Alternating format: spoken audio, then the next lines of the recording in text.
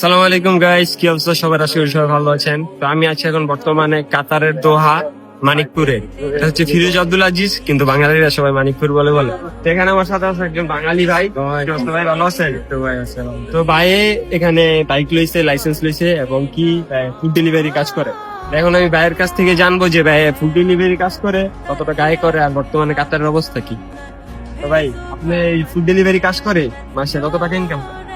জি ভাই, ফুড ডেলিভারিতে বর্তমানে আর কি ইনকাম মোটামুটি বলতে ভালোই, কিন্তু দেখা গেছে পিছনে যে দিনগুলো আমি অনেক কষ্টে কাটিয়ে এসেছি। দেখা গেছে 10 মাস আর কি, 10 মাস হয়েছে আর কি কাতার আসছি।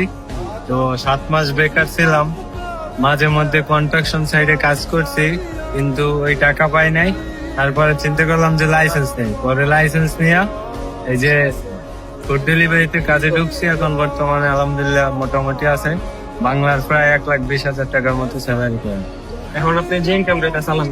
জি ভাই, তো আলহামদুলিল্লাহ। বর্তমানে কাতারের অবস্থা আপনার কাছে কিরকম মনে হয়? কাতারে ভাই বর্তমান অবস্থা ফুড ডেলিভারির দিক দিয়ে ভালো, কিন্তু অন্য সব দিক দিয়ে আর কি কোনো কাজ কাম নাই আর কি। বর্তমানে দালালে আর কি ভরে গেছে কাতার শহর।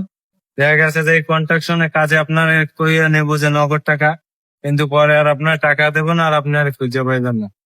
তো গাইস, এটা হলো বর্তমানে কাতারের অবস্থা। তো যারা ভাবতেছেন যে কাতারে আসবেন, মানে ভাইবা চিন্তা, মানে তারপর আইসেন।